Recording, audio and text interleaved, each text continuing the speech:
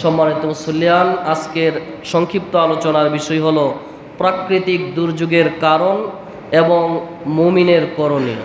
প্রাকৃতিক দুর্যোগের কারণ ও মুমিনের করণীয় এ বিষয়ে পবিত্র কোরআন সুন্নাহ মোতাবেক খুবই গুরুত্বপূর্ণ তত্ত্ব এবং তথ্যবহুল আলোচনা আপনাদের সম্মুখে পেশ করার চেষ্টা করছি। ওমা তৌফিক ইল্লা বিল্লাহ, আলাইহি তাওয়াক্কালতু ওয়া ইলাইহি উনীব। সকলেই পড়ি আল্লাহুম্মা আমিন। সম্মানিত মুসল্লিয়ানে কেরাম, এই দুনিয়ায় চলাফেরা করতে গিয়ে আমাদের জীবনে অনেক সময় সুখ আসে, পাশাপাশি আবার আমাদের জীবনে সুখের পাশাপাশি দুঃখও আসে। যেমন সুখ আছে তেমনি দুঃখও আছে। সুখ দুঃখ নিয়েই আমাদের জীবন। আল্লাহ বলেছেন ইন্না মা'আল উসরি ইউসরা। সুখ আছে তো তার সাথে দুঃখ আছে, দুঃখ আছে তো তার সাথেই সুখ আছে। অতএব কোনোটাতেই সুখ আসলেই একবারে আনন্দে, প্রাপ্তির আনন্দে আত্মহারা হওয়া যাবে না, অহংকারী হওয়া যাবে না। আবার দুঃখ আসলেই একবারে ভেঙে পড়া যাবে না, বরঞ্চ সবর করতে হবে, চেষ্টা করতে হবে, আল্লাহর রহমত কামনা করতে হবে। এটাই দুনিয়ার বৈশিষ্ট্য। সুখ আসবে, দুঃখ আসবে। দুঃখ আসলেই একবারে ভেঙে পড়ে শেষ হয়ে গেছে এরকমটা বলা যাবে না। কারণ এই পৃথিবীতে আল্লাহ তাআলা যত নবী কিংবা রাসূল পাঠিয়েছেন, প্রায় সব নবী রাসূলেরা এই দুনিয়াতে তাদের বেশিরভাগ জীবনটাই কেটেছে দুঃখের মধ্যে। তাদের বেশিরভাগ জীবনটাই কেটেছে দুঃখের মধ্যে, কষ্টের মধ্যে কেটেছে। অতএব দুঃখ কষ্ট আসলেই, বিপদ আপদ আসলেই আমরা একেবারে ভেঙে পড়লে চলবে না, বরং সাহস নিয়ে আল্লাহর উপর ভরসা করে সামনে এগিয়ে যাওয়ার প্রত্যয় নিয়ে আমাদেরকে দাঁড়াতে হবে। আল্লাহ তাআলা যেন আমাদের তৌফিক দান করেন, পড়ি আমিন। সম্মানিত মুসল্লিয়ানে কেরাম, আসুন জেনে নেই এই সমস্ত বিপদ আপদ এগুলি কেন আসে, বিপদ আপদ আসার কারণগুলি কি। মানুষের উপর যত ধরনের বালা মুসিবত আসে, বিপদ আপদ আসে, এগুলি আসার জন্য, আসার পেছনে অনেকগুলি কারণ আছে। যেমন এই বিপদ আপদ আপনি বন্যা বলেন, টর্নেডো বলেন, ঘূর্ণিঝড় বলেন, করোনা ভাইরাস বলেন, যাই বলেন, এই বিপদ আপদ এগুলি মানুষের উপর আসে নানাবিধ কারণে। এর মধ্যে এক নম্বর একটা কারণ হতে পারে, সেটা হলো মানুষকে পরীক্ষা করার জন্য। বিপদ আপদ আসে মানুষকে পরীক্ষা করার জন্য। অনেক সময় মানুষকে আল্লাহ তাআলা বিপদ আপদ দেন, বান্দা বিপদে পড়ে গিয়ে আল্লাহর স্মরণে আছে নাকি আল্লাহকে ভুলে গেছে, ধৈর্যের পরিচয় দিতে পারছে কিনা, বিপদ আপদে পড়েও তার জান মাল আল্লাহর রাস্তায় দিতে সে রাজি আছে কিনা, নাকি আল্লাহকে ভুলে গেছে বিপদে পড়ে, যে আল্লাহ আমার এত বড় বিপদ দিল কেন, আমি আল্লাহর পথে আর দিব না, আল্লাহর কাছে আমি আর করবো না, নাউযুবিল্লাহি মিন জালিম। বান্দা কেমনটা করে? নাকি আল্লাহর পথে অবিচল থাকে, ইস্তেকামত থাকে, ধৈর্য ধারণ করে আল্লাহর রাস্তায় জান মাল ব্যয় করে ধৈর্যের পরিচয় দেই কিনা, আল্লাহর রাস্তায় আছে কিনা, এটা যাচাই বাছাই করার জন্য আল্লাহ রাব্বুল আলামিন বান্দাদের উপর অনেক সময় বিপদ আপদ দিয়ে থাকেন। দলিল পবিত্র কোরআনের সূরা আল বাকারার 155 নম্বর আয়াত। আল্লাহ তাআলা বলেন, وَلَنَبْلُوَنَّكُمْ بِشَيْءٍ مِّنَ الْخَوْفِ وَالْجُوعِ وَنَقْصٍ مِّنَ الْأَمْوَالِ وَالْأَنفُسِ وَالثَّمَرَاتِ وَبَشِّرِ الصَّابِرِينَ। আল্লাহ রাব্বুল আলামিন বলেন, নিশ্চয় নিশ্চয় আমি তোমাদেরকে পরীক্ষা করব ভয় ভীতি দ্বারা, তোমাদেরকে পরীক্ষা করব ক্ষুধার যন্ত্রণা দ্বারা, তোমাদেরকে আমি আল্লাহ পরীক্ষা করব জান মালের ক্ষয়ক্ষতি দিয়া, ফল ফসলাদির ক্ষয়ক্ষতি দিয়া আমি আল্লাহ তোমাদেরকে পরীক্ষা করব। এরপর আল্লাহ বলেন, ওয়াবাশশিরিস সাবিরিন। তবে যারা নাকি এই বিপদে পড়ে, এই আপদে পড়ে, মুসিবতে পড়ে, যারা নাকি সবর করতে পারবে, ধৈর্য ধারণ করতে পারবে, এক আল্লাহর উপর ইস্তেকামত থাকতে পারবে, আল্লাহ বলেন ওয়াবাশশিরিস সাবিরিন, ওই সমস্ত ধৈর্যশীলদের জন্য সুসংবাদ রয়েছে। সুবহানাল্লাহ। যারা ধৈর্য ধারণ করতে পারবে, ইস্তেকামত থাকবে আল্লাহর উপর, আল্লাহ বলেন তাদের জন্য কি আছে? সুসংবাদ আছে। এরপরে সূরাতুল আরাফ 168 নম্বর আয়াতে আল্লাহ বলেন, وَبَلَوْنَاهُمْ بِالْحَسَنَاتِ وَالسَّيِّئَاتِ لَعَلَّهُمْ يَرْجِعُونَ। আল্লাহ বলেন আমি তাদের ভালো মন্দ অবস্থা দিয়ে তাদেরকে পরীক্ষা করি, তারা যেন সঠিক পথে ফিরে আসতে পারে। সুবহানাল্লাহ। ভালো দেই আবার মন্দ দেই, দিয়ে তাদেরকে পরীক্ষা করি। আমার উদ্দেশ্য হলো তারা যেন এই পরীক্ষায় পড়ে সঠিক পথের দিকে ফিরে আসতে পারে। সুবহানাল্লাহ, সুবহানাল্লাহ। তাইলে বুঝলাম আল্লাহ বিপদ আপদ দেন, বালা মুসিবত দেন, এগুলি বান্দাকে পরীক্ষা করার জন্য। 2 নাম্বার, আল্লাহ বিপদ আপদ দেন বান্দার মর্যাদা বৃদ্ধি করার জন্য। অনেক সময় বান্দার উপর বালা মুসিবত আসে, বিপদ আপদ আসে, এই বিপদ আপদের মাধ্যমে আল্লাহ বান্দাকে আল্লাহর কাছে নিয়ে নেন এবং বান্দার মর্যাদা বাড়িয়ে দেন। এজন্য আল্লাহ তাআলার কুদরতি নিজাম হলো, আল্লাহর কুদরতি নিয়ম হলো, তিনি তার প্রিয় বান্দা যারা হবে তাদের থেকে বেশি বেশি পরীক্ষা নেবেন। সুবহানাল্লাহ। ইব্রাহিম আলাইহিস সালাম আল্লাহর কেমন প্রিয় ছিলেন? খুব বেশি না, গাটে গাটে একটু পরপর পরীক্ষা নিয়েছেন। মুহাম্মদ সাল্লাল্লাহু আলাইহি সাল্লাম সারাটা জীবন পরীক্ষা নিয়েছেন, কত কষ্ট করেছেন, নির্যাতন সহ্য করেছেন। কেন? মুহাম্মদ সাল্লাল্লাহু আলাইহি সাল্লামকে তো এত কষ্ট দেওয়ার দরকার ছিল না, এত কষ্ট দেওয়ার দরকার ছিল না, আরামে আয়েশে জিন্দেগি পার করতে পারতেন। আল্লাহু আকবার। গোটা দুনিয়া ওনার হাতের মুঠোয়। তারপর আল্লাহ তাআলা যিনি দুনিয়ারও বাদশা আখিরাতেরও বাদশা, এরপরও আল্লাহ ওনাকে এত কষ্ট দিয়েছেন। আল্লাহ তাআলা চান যারা তার প্রিয় বান্দা হবে, খুব বেশি কাছের হবে, আল্লাহ তাদেরকেই বেশি পরীক্ষা নেবেন। দেখবেন দুনিয়াতেও যারা খুব বড় মাপের চাকরিজীবী, খুব বেশি বড় চাকরি করেন, তাদের জীবনে পরীক্ষার সংখ্যাও বেশি। যারা বেশি লেখাপড়া করে তার জীবনে পরীক্ষার সংখ্যাও বেশি, আর যে পড়ালেখা অল্প করছে তার জীবনে পরীক্ষার সংখ্যা কম। অতএব যার মর্যাদা আল্লাহর কাছে বেশি হবে, আল্লাহ বলেন বান্দা তোর পরীক্ষাও আমার কাছে বেশি হবে। সুবহানাল্লাহ। তাইলে বোঝা গেল আল্লাহ তাআলা বান্দার মর্যাদা বৃদ্ধি করার জন্য, আল্লাহর কাছাকাছি বান্দাকে নিয়ে নেওয়ার জন্য, খুব বেশি আপন করে নেওয়ার জন্য আল্লাহ তাআলা বান্দাদেরকে অনেক সময় পরীক্ষা করে থাকেন। সুনান ইবনে মাজাহ 4023 নম্বর হাদিস, সাদ ইবনে আবি ওয়াক্কাস রাদিয়াল্লাহু তাআলা আনহু বলেন, কুলতু ইয়া রাসূলুল্লাহ সাল্লাল্লাহু আলাইহি সাল্লাম আইয়ুন নাস আশাদ্দু বালা। হে আল্লাহর রাসূল সাল্লাল্লাহু আলাইহি সাল্লাম, কোন মানুষের সবচেয়ে কঠিন পরীক্ষা হয় কেন? তখন রাসূল সাল্লাল্লাহু আলাইহি সাল্লাম বললেন, আল আম্বিয়া ও সুম্মাল আমসাল ফাল আমসাল। শোনো, নবীগণের সবচেয়ে বেশি পরীক্ষা হয়, তারপরে পরীক্ষা হয় মর্যাদার দিক দিয়ে যারা আল্লাহর কাছে সবচেয়ে বেশি তাদের, এরপরে তার পরবর্তীদের। এই পরীক্ষা আল্লাহ কেন নেয়? যেন আল্লাহ তাদেরকে তার কাছাকাছি নিতে পারে, আল্লাহ যেন তার মর্যাদা প্রকাশ করতে পারে, এই জন্য আল্লাহ এই পরীক্ষা নিয়ে থাকেন। সুবহানাল্লাহ, সুবহানাল্লাহ। আল্লাহ সবচেয়ে কাছের যারা হবে, বুঝতে পারলাম আমরা তাদের পরীক্ষা বেশি হবে, তার মানে যাদের মর্যাদা বেশি আল্লাহ দিবেন তাদের পরীক্ষাও নেবেন বেশি। তারপরে আসেন গুনাহের প্রাদুর্ভাবের কারণে আমরা বেশি বেশি গুনাহ করি, এই গুনাহের কারণেও আল্লাহ অনেক সময় বিপদ আপদ বালা মুসিবত দিয়ে থাকেন। এই জমিনে আমরা যত গুনাহ করি, আল্লাহ কোরআনে বলেন, জাহারাল ফাসাদু মিনাল বাররি ওয়াল বাহরি বিমা কাসাবাত আইদিন নাস। মানুষ জমিনে যত বিপর্যয় হয় সব মানুষের হাতের কামাই। আমরা গুনাহ করি, এই গুনার ফল স্বরূপ আল্লাহ তাআলা বিপর্যয় দিয়ে দেন, কঠিন বিপদ আপদ দিয়ে দেন। এগুলি আল্লাহ বলছেন মানুষের হাতের কামাই। তারপর আল্লাহ তাআলা পবিত্র কুরআনুল কারীমের সূরা শুরার 30 নম্বর আয়াতে বলেন, ওয়ামা আসাবাকুম মিন মুসিবাতিন ফাবিমা কাসাবাত আইদিকুম ওয়া ইয়াফু আন কাসীর।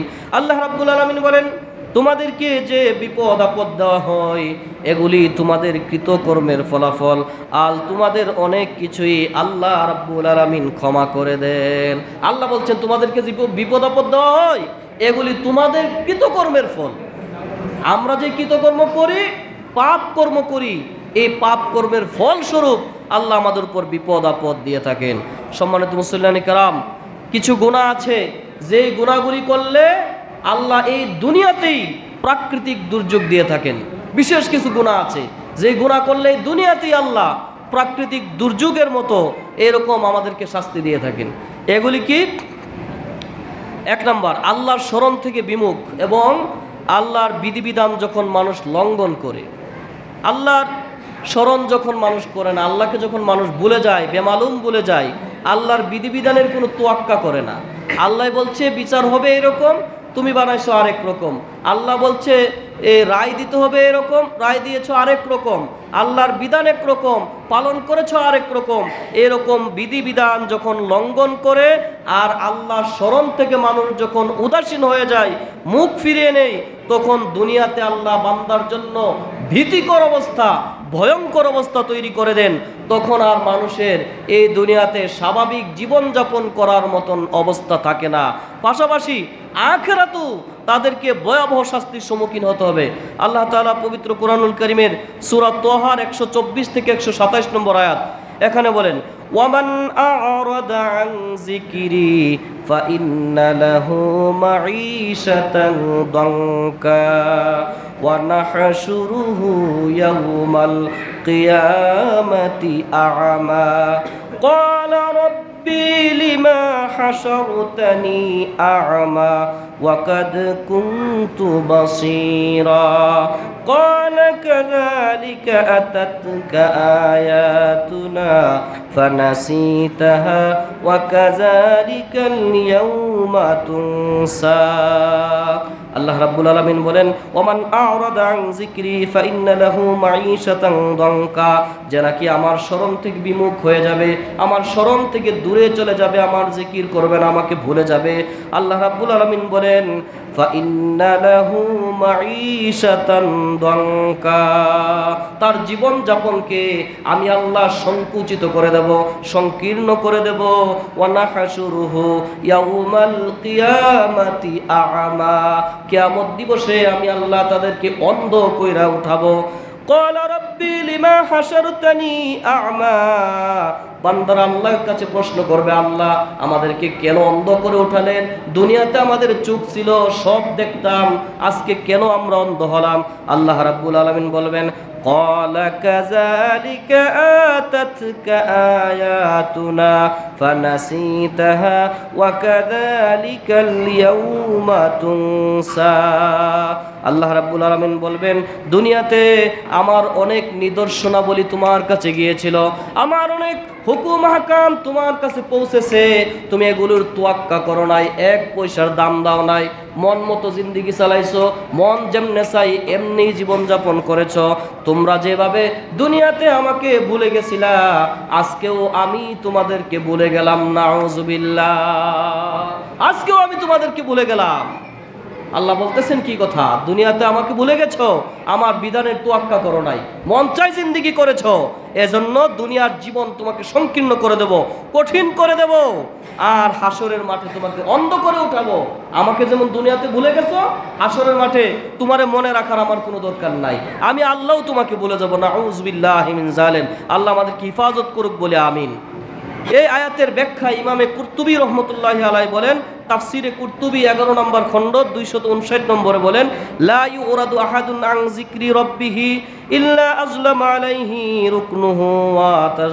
আল্লাহ রাব্বুল আলামিন যে বলেছেন আমি তোমাকে বলে যাব, হাসরের মাঠে অন্ধ করে উঠাবো, এর ব্যাখ্যা হলো যে কেউ আল্লাহর স্মরণ থেকে যদি উদাসীন থাকে, আল্লাহকে যদি স্মরণ না করে মুখ ফিরে আনে, জমানা সময় তার উপরে জুলুম করতে থাকে, তার রিজিকে ঘাটতি হয়ে যায় আর তার জীবন সংকুচিত হয়ে যায়। ইমামে কুরতুবী তাফসিরে কুরতুবীর মধ্যে বলেন, আল্লাহ যে তাকে বলছেন যে আল্লাহ ভুলে যাবেন, দুনিয়ার জীবন সংকীর্ণ করে দেবেন, এর অর্থ হলো এই দুনিয়া, এই জামানা বা সময়, যুগ তার উপরে জুলুম করবে, যুগ তাকে ভালো করে বাঁচতে দিবে না, তাকে সংকীর্ণ করে দেবে, তার রিজিকের মধ্যে ঘাটতি আসবে এবং তার জীবনটা যেন সংকুচিত হয়ে গেছে, সংকীর্ণ হয়ে গেছে, এরকম অবস্থা হয়ে যাবে। আয়াতের ব্যাখ্যায় ইমামে কুরতুবী বলেছেন। সম্মানিত মুসল্লিয়ান কেরাম, তাইলে আমরা বুঝতে পারলাম প্রাকৃতিক দুর্যোগ আসার একটা কারণ হলো মানুষ যখন আল্লাহকে ভুলে যায়, দিনদারিতা ভুলে যায়, আল্লাহর বিধিবিধান ভুলে যায়, তখন আল্লাহ মানুষের উপর প্রাকৃতিক দুর্যোগ দিয়ে দেন। তারপরে আরেকটা কারণ হলো মানুষ যখন অঙ্গীকার ভঙ্গ করে আর ন্যায় বিচার না করে, আদল ইনসাফ নেই নিষ্ঠতা যখন মানুষ ভুলে যায় আর অঙ্গীকার করছে একটা, ওয়াদা করছে একটা, কইরা ওয়াদা ঠিক রাখে না, ওয়াদা ভঙ্গ করে, এরকম যখন করার ফলে তাদের মধ্যে যখন হানাহানি তৈরি হয়, মারামারি তৈরি হয়, বৈষম্য তৈরি হয়, হাদিস শরীফে আল্লাহ রাসূল সাল্লাল্লাহু আলাইহি ওয়াসাল্লাম বলেন ওই সময় আল্লাহ রাব্বুল আলামিন তাদের উপর দুর্যোগ দেন, আরেকটা জিনিস দেন, সেটা হলো জালেম শাসক তাদের মাথার উপর চাপিয়ে দেন। দলিল মুয়াত্তা মালিকের 927 নম্বর হাদিস। মানুষ যখন এরকম কাজ করে তখন আল্লাহ তাআলা মানুষের উপরে জালেম শাসক নিযুক্ত করে দেন এবং প্রাকৃতিক দুর্যোগের মধ্যে তাদেরকে ফেলে দেন। আল্লাহ হিফাজত করুক বলে আমিন।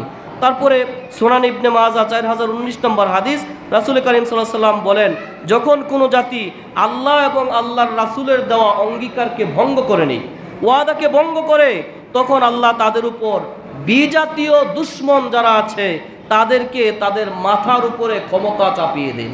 বিজাতীয় দুশমন যারা, তারা তোমাদের মাথার উপর বসে বসে কলকাঠি নাড়বে যখন মানুষ আল্লাহ এবং আল্লাহর রাসূলের দেওয়া ওয়াদা ভঙ্গ করে নেয়, আর আল্লাহ প্রাকৃতিক দুর্যোগ একের পর এক বান্দার উপরে দিতেই থাকবে। আল্লাহ আমাদেরকে হিফাজত করুক বলে আল্লাহুম্মা আমিন। তারপরে প্রাকৃতিক দুর্যোগ দেওয়ার 3 নম্বর আরেকটা কারণ হলো যাকাত না দেওয়া। যাকাত দিতে যখন মানুষ ভুলে যায়, আল্লাহর বিধান, নামাজ যেমন ফরজ, যাকাত ফরজ হয়ে থাকলে নামাজের মতো যাকাতটাও কি ফরজ। এখন এই ফরজ বিধান যারা পালন করে না, তখন এই পৃথিবীতে আল্লাহ তাআলা দুর্যোগ দেন, খাদ্যের সংকট দেন, দুর্ভিক্ষ দেখা দেয়, প্রাকৃতিক বড় বড় দুর্যোগ। আল্লাহ তাআলা যাকাত যখন মানুষ বন্ধ করে দেয়, যাকাত দেয় না, তখন এরকম বড় বড় প্রাকৃতিক দুর্যোগ আল্লাহ দিয়ে থাকে। আসলে এখন আমরা দেখতে পাই আমাদের সমাজে অনেক ধনাঢ্য পরিবার আছেন যারা সঠিকভাবে হিসাব করে করে যাকাত আদায় করেন না। অনেকে শুধুমাত্র নাম ডাকের জন্য কিছু কাপড় চুপড় এনে এলাকায় প্রচার করে তারপরে যাকাত আদায় করে, এটা সঠিকভাবে যাকাত আদায় হয় না। মানুষ বেমালুম যাকাতটাকে যেন ভুলেই গেছে, কোনো গুরুত্ব নাই। রমজান মাসে রোজা রাখে ঠিক, 5 ওয়াক্ত নামাজও পড়ে ঠিক, কিন্তু যাকাতের বেলায় গরিমসি করে। আল্লাহ রাব্বুল আলামিন এই গরিমসির কারণে, যাকাত না দেওয়ার কারণে, যখন মানুষ যাকাত না দিতে দিতে অভ্যস্ত হয়ে যায়, আল্লাহ প্রাকৃতিক দুর্যোগ তার মাথার উপরে দিয়ে দেন। মুস্তাদরাক আল হাকিমের 2577 নম্বর হাদিসে বলেন আল্লাহর রাসূল সাল্লাল্লাহু আলাইহি ওয়াসাল্লাম বলেছেন, যে সম্প্রদায় যাকাত দিতে অস্বীকার করবে আল্লাহ তাদের উপরে বৃষ্টি বর্ষণ বন্ধ করে দিবেন। বৃষ্টি দিবেন আল্লাহ, অনাবৃষ্টিতে ভুগবে। তারপর অন্য হাদিসে সুনান ইবনে মাজাহ 4019 নম্বর হাদিসে বলেন, যখন যাকাত আদায় করা, যাকাত দেওয়া মানুষ বন্ধ করে দিবে, তখন ভূপৃষ্ঠের এই পৃথিবীর চতুষ্পদ জন্তু এবং নির্বাক প্রাণী যদি না থাকতো, আল্লাহ চিরদিনের জন্য বৃষ্টি দেওয়া বন্ধ করে দিতেন, চিরদিনের জন্য বন্ধ করে দিতেন। বৃষ্টি শুধু বৃষ্টি না, বৃষ্টির অর্থ অনেক। বৃষ্টি আকাশ থেকে বর্ষণরত পানি, আল্লাহর রহমত, আল্লাহ যা নাজিল করেন সব, এই আল্লাহর রহমত বরকত সব বন্ধ হয়ে যেত। মানুষ যাকাত কেন আদায় করে না, যাকাত কেন দেয় না? পশু পাখি প্রাণীকুল যদি না থাকতো, বাচ্চা কাচ্চা ছোট ছোট এগুলি যদি না থাকতো, আল্লাহ চিরদিনের জন্য বৃষ্টিকে বন্ধ করে দিতেন। কত বড় হুঁশিয়ারি দিয়েছেন। আল্লাহ বলেন যাকাত দিবা না, প্রাকৃতিক দুর্যোগ তোমার উপরে চলে আসবে। তারপরে প্রাকৃতিক দুর্যোগের আরেকটা কারণ হলো জেনা, ব্যভিচার এবং বেহায়াপনা যখন বেশি বেশি আকার ধারণ করে, খুব বেশি বৃদ্ধি পেয়ে যায়, তখন আল্লাহর রাসূল সাল্লাল্লাহু আলাইহি ওয়াসাল্লাম বলেছেন, সুনান ইবনে মাজাহ 4019 নম্বর হাদিস, অশ্লীলতা, বেহায়াপনা যখন বৃদ্ধি পেয়ে যাবে, তখন প্রাকৃতিক দুর্যোগগুলি মহামারী আকারে একটার পর একটা লেগেই থাকবে। আসলে দেখা যায় বর্তমান সমাজে, বর্তমান পৃথিবীতে অশ্লীলতা এমনভাবে ছড়াইয়া পড়ছে, এটাকে যেন আমরা কিছু মনেই করি না। এটা যেন আজকে ফ্যাশন হয়ে গেছে। আল্লাহ রাসূলের হাদিস, যখন অশ্লীলতা ছড়াইয়া পড়বে, তখন প্রাকৃতিক দুর্যোগ তোমার মাথার উপরে চেপে বসবে। আল্লাহ তাআলা প্রাকৃতিক দুর্যোগ দিয়ে দিবেন। সম্মানিত মুসল্লিয়ানি কেরাম, তারপরে বলেন এই আরো যদি এরকম ব্যভিচার, অশ্লীলতা বেড়ে যায়, তখন আল্লাহ রাসূল সাল্লাল্লাহু আলাইহি ওয়াসাল্লাম বলেন প্লেগ রোগের আক্রমণ করবে এবং বিভিন্ন ধরনের দুর্যোগের আক্রমণ তোমাদেরকে ঘিরে ফেলবে। মুয়াত্তা মালিকের 927 নম্বর হাদিস, রাসূল করিম সাল্লাল্লাহু আলাইহি ওয়াসাল্লাম বলেছেন, যে জাতির মধ্যে জেনা ব্যভিচার অধিক হারে হয়, তাদের মধ্যে মৃত্যু অধিক হারে হয়ে থাকে, তাদের মধ্যে মৃত্যু অধিক হারে হয়। খুব সহজেই মানুষ অল্পতেই মারা যাবে। এরকম অবস্থার তৈরি হবে যেই সমাজে, যে এলাকায়, যেই পরিবারে, যেই গোষ্ঠীতে জেনা ব্যভিচার খুব ছড়াছড়ি বেশি পরিমাণে হয়ে যায়, অশ্লীলতা বেশি পরিমাণে বৃদ্ধি পেয়ে যায়, তখন মৃত্যুর হার বাড়তে থাকে। সম্মানিত মুসল্লিয়ান কেরাম, তারপরে প্রাকৃতিক দুর্যোগ আসার আরেকটা অন্যতম কারণ হলো সুদি লেনদেন করা। সুদি লেনদেনের কারণে আল্লাহর গজব চলে আসে, আল্লাহ গুসা হয়ে যান, আল্লাহ রাগান্বিত হয়ে যান। হাদিসে এসেছে সুনানে আহমদ 17,822 নম্বর হাদিস, যে জাতির মধ্যে নবীজি বলেছেন যে জাতির মধ্যে সুদি কারবার চলবে তখন আল্লাহ তাআলা তাদেরকে দুর্ভিক্ষে নিপতিত করে দিবেন। সুদ তুমি করছিলা ভালো থাকার জন্য, বেশি বেশি পাওয়ার জন্য, অথচ আল্লাহর নবী বলেন তাদেরকে দুর্ভিক্ষে ফেলে দেওয়া হবে। ওই জাতিকে দুর্ভিক্ষে ফেলে দেওয়া হবে যে জাতি ঘুষ আদান প্রদান করে, তাদের মনে দুশ্মনের ভয় ঢুকিয়ে দেওয়া হয়। সুদ যদি বেশি বেশি খায় দুর্ভিক্ষে নিপতিত হতে হবে, আর যদি ঘুষ নেয় তাহলে তার ভিতরে আল্লাহ রাব্বুল আলামিন দুশ্মনের বই, সারাক্ষণ বয়ে বয়ে থাকবে। দুশ্মন না জানে আমার কোন ক্ষতি করে ফেলে, শত্রু না জানে আমাকে কখন আক্রমণ করে ফেলছে, এই ভয়ে ভয়ে তার সারাক্ষণ সময় কাটবে। রাসূলুল্লাহ সাল্লাল্লাহু আলাইহি ওয়াসাল্লামের হাদিস প্রমাণ করে। তারপরে উমদাতুল কারি, সহিহ বুখারীর ব্যাখ্যা গ্রন্থ উমদাতুল কারি 5 নম্বর খণ্ডের 180 নম্বর হাদিস। এখানে আব্দুল্লাহ ইবনে আব্বাস রাদিয়াল্লাহু তাআলা আনহু বলেন যে সম্প্রদায়ের মধ্যে সুদি লেনদেনের প্রাদুর্ভাব দেখা দেবে তাদের উপরে বিপদ আপদ, বালা মুসিবত, প্রাকৃতিক দুর্যোগের মতো বালা মুসিবত তাদের উপরে চাপিয়ে দেওয়া হবে। তাহলে বোঝা গেল এই সুদি লেনদেন করা যাবে? সুদি লেনদেন করা যাবে? সুদি লেনদেন করা যাবে না, সুদের সাথে কোনো সম্পর্ক নাই। আরে যেখানে নবীজি বলেছেন সুদের সর্বনিম্ন শাস্তি নিজের আপন মায়ের সাথে জেনা করা, নাউযুবিল্লাহি মিন যালিক, কত বড় নিকৃষ্ট কাজ। এরপরে কিভাবে সুদি লেনদেন করে? এই সুদি লেনদেন আজকে রন্ধ্রে রন্ধ্রে ঢুকে গেছে, যার কারণে আল্লাহ তাআলা আমাদের উপরে বিভিন্ন সময় বিভিন্ন প্রাকৃতিক দুর্যোগ চাপিয়ে দিচ্ছেন। তারপর অনেক কারণ এখানে আছে, ওজনে কম দেওয়া। যারা এখানে অনেকে ব্যবসায়ী আছেন, ব্যবসায়ীরা যখন ওজনে কম দেয় তখন আল্লাহ তাআলা তাদের উপর কঠিন দুর্ভিক্ষ চাপায়া দেয়, এরকম প্রাকৃতিক দুর্যোগ চাপায়া দেন। প্রমাণ সুনানে ইবনে মাজাহ 4019 হাদিস নাম্বার, হাদিসের মান হাসান। রাসূল করিম সাল্লাল্লাহু আলাইহি ওয়াসাল্লাম বলেছেন, যখন কোনো জাতি ওজনে কম দেয় এবং পরিমাণে কারচুপি করে তখন আল্লাহ তাআলা তাদের উপর দুর্ভিক্ষ চাপায়া দেন, তাদের উপর কঠিন বিপদ আপদ মুসিবত আল্লাহ তাদের উপরে চাপায়া দেন। অতএব আমরা যারা ব্যবসায়ী আছি ওজনে কম দেওয়া থেকে বিরত থাকব, পণ্যে ভেজাল দেওয়া থেকে বিরত থাকব, পণ্যের মান খারাপ ভালো বলে এটাকে চালিয়ে দেওয়া, খারাপটা ভিতরে রেখে ভালোটা উপরে রেখে ক্রেতার চোখে ধান্দা লাগানো, ওজনে কম দেওয়া, এই সমস্ত যে ফাঁকি যেটাকে বলে, এই ফাঁকি দেওয়া থেকে আমরা বেঁচে থাকতে হবে। যদি বেঁচে না থাকি একের পর এক দুর্ভিক্ষের জন্য প্রস্তুত থাকতে হবে, একের পর এক দুর্ভিক্ষ চলে আসবে। আল্লাহ তাআলা হেফাজত করুক আমাদেরকে সবাই বলে আল্লাহুম্মা আমিন। সম্মানিত মুসল্লিয়ান কিরাম, এই দুর্যোগের সময়ে, দুর্যোগ যখন চলেই আসে তখন আমাদের কি করণীয়? 1 নম্বর করণীয় হলো গুনাহ ছেড়ে দিয়ে তওবা করা। আগে যে গুনাহগুলি করতাম, আমি জানি আমি কি গুনাহ করতাম, আমি ওজনে কম দিতাম, আমি সুদ খাইতাম, আমি জেনা ব্যভিচার করতাম, আমি কি করতাম আমি জানি। আপনি কি করতেন আপনি জানেন। আল্লাহর কাছে চোখের পানি ফেলে নামাজের সেজদায় পড়ে পড়ে কাঁদবেন, তাওবা করে নেবেন, গুনাহ মাফ চাবেন। যদি গুনাহ মাফ চাইতে পারেন, সহিহ বুখারীর 1059 নম্বর হাদিস, নবীজি বলেছেন যে তোমরা দ্রুততার সাথে আল্লাহকে স্মরণ করো, আল্লাহকে স্মরণ করলে আল্লাহ তোমার তাওবা কবুল করবে। অতএব আমরা যারা পাপ করতাম পাপ থেকে ফিরে আসতে হবে, তাওবা করতে হবে। তারপরে আমাদের করণীয় হলো আল্লাহর কাছে বেশি বেশি দোয়া করতে থাকা, উঠতে বসতে শুইতে সর্বাবস্থায় আল্লাহর কাছে দোয়া করা। বৃষ্টির সময়ে দোয়া করা, যখন বৃষ্টি আসে হাদিসে এসেছে এই সময় বেশি বেশি দোয়া করতে থাকো, এই সময় আল্লাহর রহমত নাজিল হয়, এই সময়ে দোয়া করলে তোমার দোয়া কবুল করা হয়। এরকম বিশেষ বিশেষ সময়ে আমরা বেশি বেশি করে আল্লাহর কাছে উপকারী বৃষ্টি, উপকার চেয়ে আল্লাহর কাছে দোয়া করা, বৃষ্টি না হলে উপকারী বৃষ্টি চেয়ে আল্লাহর কাছে দোয়া করা। আল্লাহ তাআলা যেন আমাদের উপর থেকে বালা মুসিবত দূর করে দেয়, এজন্য আমরা আল্লাহর কাছে দোয়া করতে হবে।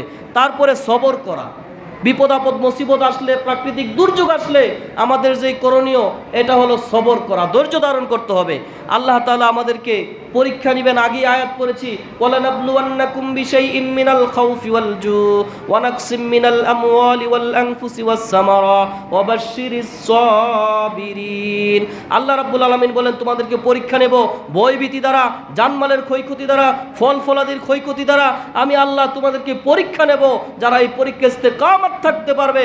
আল্লাহ বলেন ওয়া বাশশিরিস সাবিরিন, তাদেরকে সুসংবাদ দাও, ধৈর্যশীলদেরকে সুসংবাদ দাও, তাদের জন্য ভালো কিছু আমি আল্লাহর কাছে রয়েছে। অতএব বোঝা গেল বালা মুসিবত আসলে আমাদেরকে আল্লাহর উপর তাওয়াক্কুল করতে হবে এবং সবর ধৈর্য ধারণ করতে হবে। সম্মানিত মুসল্লিয়ানি কেরাম, তারপরে আমাদের করণীয় তাকদীরের উপর নিজেকে সমর্পণ করতে হবে, এটা মেনে নিতে হবে। একেবারে লয়া গেল গারে, মাইরা লাইছে রে, মুখ হয়ে গেল রে চিৎকার না করে, বরঞ্চ ইস্তেকামত থেকে আমার মনকে বোঝাতে হবে আল্লাহ আমার তাকদীরে এটা রেখেছিলেন, হয়তো আমার ভালোর জন্যই এমনটা করেছেন, এর চেয়ে বড় আমার কোনো কিছু হয়ে যেতে পারতো। এই কথা চিন্তা করে তাকদীরকে নিজের দিকে সমর্পণ করে নিতে হবে। সম্মানিত মুসল্লিয়ানি কেরাম, এরপরে আসেন এই দুর্যোগ কবলিত যারা, তাদের জন্য আমাদের কিছু করণীয় আছে। আমরা কি করব? দুর্যোগে যারা পড়ে গেছে, প্রাকৃতিক দুর্যোগে যারা পড়ে গেছে, তাদের জন্য আমরা যারা প্রাকৃতিক দুর্যোগ থেকে মুক্ত আছি, আমাদের কিছু করণীয় আছে। যে সমস্ত ভাইয়েরা আজকে আমরা মিডিয়ার মাধ্যমে দেখতে পাই, আমাদের পার্শ্ববর্তী আখাউড়ার বিভিন্ন এলাকা, কুমিল্লার অবস্থা ভয়াবহ, ফেনী, নোয়াখালী, সারা দেশের বিভিন্ন জায়গায় জায়গায় এরকম বন্যায় কবলিত, ঘরের চাল পর্যন্ত পানি হয়ে গেছে, শিশু বাচ্চারা হাজারি, বৃদ্ধ মানুষেরা হাজারি, মানুষ গবাদি পশু তো দূরের কথা, মানুষের অবস্থা এত ভয়াবহ হয়ে গেছে। আজকেও এক ভাই আমাকে বলতেছে, হুজুর আমার আত্মীয় আছে ফেনীতে, ফোন করতে পারছি না, যোগাযোগ বিচ্ছিন্ন, কারণ কারেন্ট নাই, বিদ্যুৎ নাই, নেটওয়ার্ক নাই, কিচ্ছু নাই, মোবাইল নাই, যোগাযোগ করা যাচ্ছে না, জানি না তারা আছে নাকি মারা গেছে, একটু দোয়া করেন। আজকে বলতেছে, তো এরকম তো অনেকেরই আছে, আত্মীয় স্বজন আছে, এখন তো জানতেও পারছি না তারা বেঁচে আছে না মারা গেছে। তো এরকম পরিস্থিতিতে যারা আছে তাদেরকে আমাদের কি করতে হবে? কিছু করণীয় আছে। দুর্যোগ কবলিত ব্যক্তিদের জন্য আমাদের সাহায্যের হাত বাড়িয়ে দিতে হবে যেই কোনো মূল্যে। এটা আমাদের ইমানি দায়িত্ব। আমরা যেভাবে পারি, অনেকে আলহামদুলিল্লাহ উদ্ধারকারী ভাইয়েরা দিনরাত পরিশ্রম করে আহার নিদ্রা ভুলে গিয়ে তারা এরকম তাদেরকে উদ্ধার কাজে নিয়োজিত আছে। আমরা দোয়া করি আল্লাহ তুমি তাদেরকে এক একজন ওমরের মতো, আমির হামজার মতো কবুল করো বলে আমিন। তারা এরকম নিজেদের সব কিছু ত্যাগ দিয়ে তারা তাদেরকে উদ্ধার করার জন্য লেগে আছে। এত ইমানি পরীক্ষা। আমরাও যে যেইখান থেকে পারি, যার যার অবস্থান থেকে যেইভাবেই পারি, টাকা দিয়া, অর্থ দিয়া, সহযোগিতা যেই কোনোভাবে করে আমরা তাদের উদ্ধার কর্মে আমরাও সহযোগিতা তাদেরকে করতে হবে যেভাবেই পারি। আমরা বিভিন্ন মাধ্যমে টাকা দিতে পারি, অর্থ দিতে পারি। অতীতে আমরা বিভিন্ন দুর্যোগের সময় আমরা কালেকশন করে রোহিঙ্গাদেরকে আমরা দিয়েছি, করোনার সময় অনেক আমরা ত্রাণ তাদেরকে দিয়েছি, সহযোগিতা করেছি আমাদের সাধ্যমতো। এবারেও এই ভয়াবহ বন্যা কবলিত যারা আছে তাদেরকে আমাদেরকে সাহায্য সহযোগিতা করতে হবে। যদি সাহায্য সহযোগিতা আমরা করি, আমাদের দ্বারা যদি তাদের বিপদ আপদ দূর হয়, আল্লাহর রাসূল সাল্লাল্লাহু আলাইহি ওয়াসাল্লাম বলেছেন, বান্দা তুমি যদি কারো বিপদ আপদ দূর করো, আল্লাহ নিজে তোমার বিপদ আপদ দূর করে দেবেন। সুবহানাল্লাহ, সুবহানাল্লাহ। রাসূল সাল্লাল্লাহু আলাইহি ওয়াসাল্লাম বলেছেন, সহিহ মুসলিম 2699 নম্বর হাদিস, এক ভাই যখন তার অন্য ভাইয়ের বিপদ দূর করতে থাকে, যতক্ষণ করতে থাকে ততক্ষণ আল্লাহ তার উপর রহমত নাজিল করতে থাকেন, আল্লাহ তার যাবতীয় বিপদ আপদ দূর করে দিবেন। সুবহানাল্লাহ, সুবহানাল্লাহ। এজন্য আমাদের উচিত তাদেরকে আমরা আমাদের অবস্থান থেকে যেমনে পারি, যেইভাবে পারি আমরা সাহায্য সহযোগিতা করা। এ সম্পর্কে অনেক হাদিস এসেছে। বিপদ আপদে মুমিনের উপকার করা। দেখেন, আমরা মনে করি শুধু নামাজ পড়াই ইবাদত, রোজা রাখা ইবাদত, যাকাত দেওয়া ইবাদত। এর চাইতে বড় ইবাদত হলো মুসলমান, শুধু মুসলমান না, সব মানুষ, যেই কোনো মানুষ, হিন্দু হোক, বৌদ্ধ হোক, খ্রিস্টান হোক, যেই কোনো মানুষ বিপদে পড়েছে তার বিপদ থেকে তাকে উদ্ধার করে দেওয়া। আপনি একবার চিন্তা করছেন, যাদের ঘরের চাল পর্যন্ত পানি, কোথায় তাদের জুমার নামাজ আজকে? কোথায় তাদের নামাজ? কোথায় খাওয়া? কোথায় দাওয়া? কোথায় কি তাদের অবস্থাটা একটু চিন্তা করেন। তাদের বাচ্চাটার জায়গায় আপনার বাচ্চাকে একটু রেখে চিন্তা করেন তারা কি অবস্থায় আছে। এটা বড় ইবাদত। ইসলাম মানবতার ধর্ম। আপনি ইসলাম মানবতার উপকারে যখন আপনি এগিয়ে আসবেন, তখন আপনার আমল নামায় আল্লাহ তাআলা নফল নামাজ পড়লে যে সওয়াব হইতো তার চাইতে লক্ষ কোটি গুণ সওয়াব বেশি আপনার আমল নামায় আল্লাহ লিখে দিবেন। এই জন্য কোনো মানুষ বিপদে পড়লেই তাকে যদি উদ্ধার করার মতো, সহায়তা করার মতো কোনো সুযোগ আমার আপনার জীবনে আসে, এই সুযোগ মিস করা যাবে না। এটা জীবনের গোল্ডেন চান্স, এই সুযোগ আল্লাহ বারবার দিবেন না, এটা মিস করা যাবে না। এজন্য আমরা আমাদের অবস্থান থেকে যে যতটুকু পারি, যেইভাবে পারি, আমরা তাদের প্রতি সহযোগিতার হাত বাড়িয়ে দেব। আল্লাহ কবুল করুক বলে আমিন। সম্মানিত মুসল্লিয়ানে কেরাম, সর্বশেষ যেই কথাটা বলবো, এই বিপদ আপদ এগুলি আখিরাতকে স্মরণ করায় দেয়। আল্লাহ বলেন, মানুষরে এই বিপদ আপদ আমি আল্লাহ দেওয়ার অন্যতম কারণ হলো হাসরের মাঠের কথা তোকে স্মরণ করায় দেয়। দেখেন এই দুনিয়াতে এখন আমরা বললাম যে আপনার সবাই সহযোগিতা করবেন, অতীতে আমরা করেছি, অনেক মানুষেরা করছে, নিজের চোখে দেখছি, মিডিয়ার মাধ্যমে দেখছি, কিন্তু হাসরের মাঠে যখন বিপদে পড়ে যাবেন, আমি বিপদে পড়ে যাব, আপনি বিপদে পড়ে যাবেন, আল্লাহ না করুক, এই বিপদে পড়ে গেলে তখন কিন্তু কেউ আগায় আসবে না, নিজের আপন বাবাও আগায় আসবে না, মাও আসবে না, ভাইও আসবে না, বোনও আসবে না, কেউ আগে আসবে না। আল্লাহ রাব্বুল আলামিন বলেন সূরা আবাসা 34 থেকে 37 নম্বর আয়াত, ইয়াউমা ইয়াফিরুল মারউ মিন আখিহি ওয়া উম্মিহি ওয়া আবিহি ওয়া সাহিবাতিহি ওয়া বানি। কেউ আগে আসবে না, মাও দূরবে, বাবাও দূরবে, ভাইও দূরবে, সাহাবী মানে সঙ্গী সাথী বন্ধু তারাও দূরবে। ইয়া নাফসি তোকে তো চিনি না। আরে আখিরাত তো দূরের কথা, দুনিয়াতেই আল্লাহ এটা দেখাইছেন। করোনার সময় বাপ মারা গেছে, ছেলে যায় না লাশটা ধরার জন্য, ছেলে বলছে আপনারা কোনো রকম দাফন করে দেন। হয়েছে না ঘটনা? আল্লাহ তো কিয়ামতের মাঠের নমুনা দুনিয়াতেই দেখাইছে। কিয়ামত তো পরে আল্লাহ দুনিয়াতে মাঝে মাঝে এরকম দেখায় যে মানুষ এরপরও আখিরাতকে বেমালুম ভুলে গেলা। দেখো না, আমি আল্লাহ দুনিয়ায় এইভাবে আখিরাতের চিত্রটা কিছু তুলে ধরি, কিছু অবস্থা দেখায়, যেন মানুষ সতর্ক হয়, যেন মানুষ আমি আল্লাহকে ভয় করে, যেন আমি আল্লাহর দিকে যেন মানুষ ফিরে আসে। সম্মানিত মুসল্লিয়ান, আল্লাহ তাআলা যেন আমাদের সবাইকে আল্লাহর দিকে ফিরে আসার মতো তৌফিক দান করেন। সকলে বলে আল্লাহুম্মা আমিন। বন্যা কবলিত যারা আছেন, আল্লাহ যেন তাদের সবাইকে একটা সুষ্ঠু ব্যবস্থা করে দেন, সুন্দর একটা ব্যবস্থা করে দেন, এই সংকট থেকে মুক্ত করে দেন। সকলে বলে আল্লাহুম্মা আমিন।